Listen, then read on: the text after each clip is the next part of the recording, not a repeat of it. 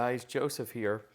So in my last video, I started to talk about some metrics that are important in the car rental industry, specifically the earnings per mile and the utilization metrics. So today I'm just going to kind of take you through December and January for my fleet and kind of look at thresholds, look at what we can learn, and hopefully provide some guidance that might be helpful to you when you're looking at these metrics on your own with your own fleet. So utilization is a key issue, and with high end and luxury, you're never going to be at 100%. Besides, like a situation like my S580, which is full time rented to a single party. And as you'll see, that's got its downfalls as well.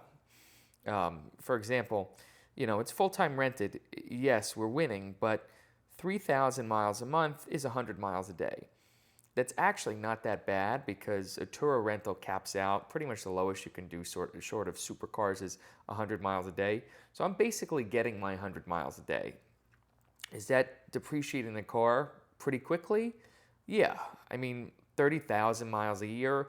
The average driver drives 12 to 15. So 30, the car in 4 years, 120,000 miles, it's probably going to be worthless, which is kind of how I do the metrics anyway.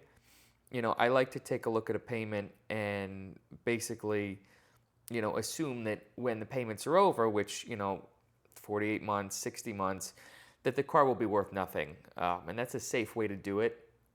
In reality, you probably will have a little bit of equity in that car in the way of a high-end luxury car like an S580, that was already, say I bought this car for $75,000 used this year. It was 3 years old. 5 more years, it'll be 8 years old. They'll have done a model refresh, so it'll be the old look. It might have 100K or more miles on it. It might be worth $20,000 to $30,000. So that's kind of how you have to look at it. But back to utilization. What's a good number? If you have professional operators who can do one-day trips and that do the one-day trips, 50% would be a very good number.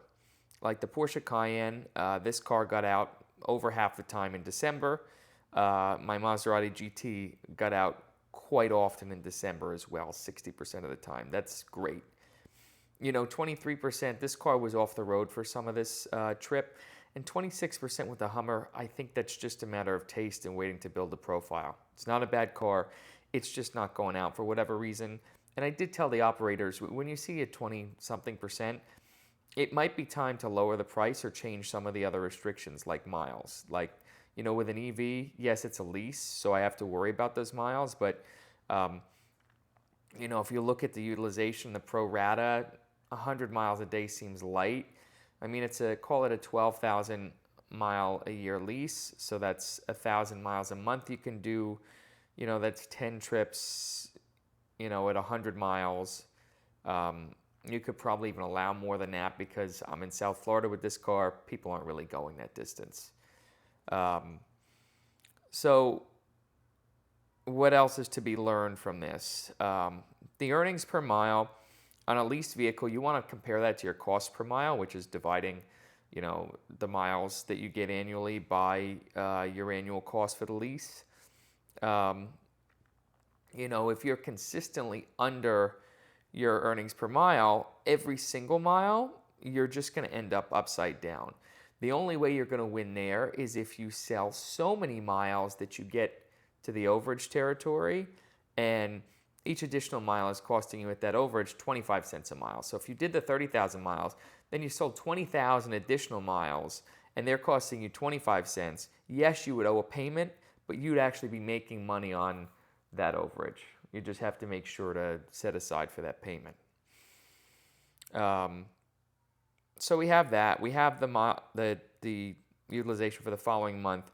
Hummer's again kind of low. Porsche had an accident. GLS was in the shop. That doesn't maybe account for the whole thing, but GLS was in the shop about half the month having a camshaft adjuster fixed. Again, the beautiful, beautiful thing with fixed is, this Mercedes S580 was rented 100% of the time and got paid out 100% of the time. In an absolute sense, this car made more than everything. so too did it in a relative sense, with a few exceptions in terms of earning per mile. So hard to be beat. Look for cars like that. Look for blue chip cars, stuff like that, Escalades, Suburbans that can be placed long term with a trusted renter and forgotten about. Less turnover, less cost to manage. It's a very good thing. The Maserati here had 32%. It had some battery issues. And the Bentley here has a shocking 55% for a convertible in the winter. It's moving, and not only that, but earning per mile, $1.40, that's pretty darn good. That is very darn good out of an old car. It does not cost me anywhere near $1.40 to operate. Now, how do I know that? Go on a cars.com or go on a Kelley Blue Book, enter your car and the mileage you have, and then compare that to your car with 10,000 more miles the same year, and you get a sense of how much each mile is costing, except for, of course, the maintenance. And, what's the maintenance going to be? You have to add an oil change to the calculation, but what is it going to cost you to maintain that car for the year? It's unclear. It could actually cost you nothing. It could cost you a lot depending on how things shake out. But you're going to need to add some for maintenance to understand what the overall cost of depreciation and maintenance is. You want your earning per mile to be above that. That's what you're aiming for. Escalade just got into the fleet. The utilization is still low because it's just getting started. But overall, I wasn't shocked by these numbers. Things are doing okay. I think the weak link right now is this Hummer EV, which actually this number, there was an unrecorded trip, so this number is probably more like 35%. But, overall, it's about getting that utilization up and recovering from, the accident here for which there should be proceeds.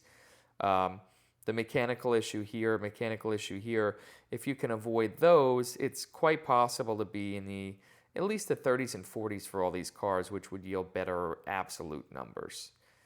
So again, just metrics to keep your eyes on and to think about when you're considering the profitability of your fleet. I'm Joseph, and this has been some Turo learnings with spreadsheets today. Ciao, ciao.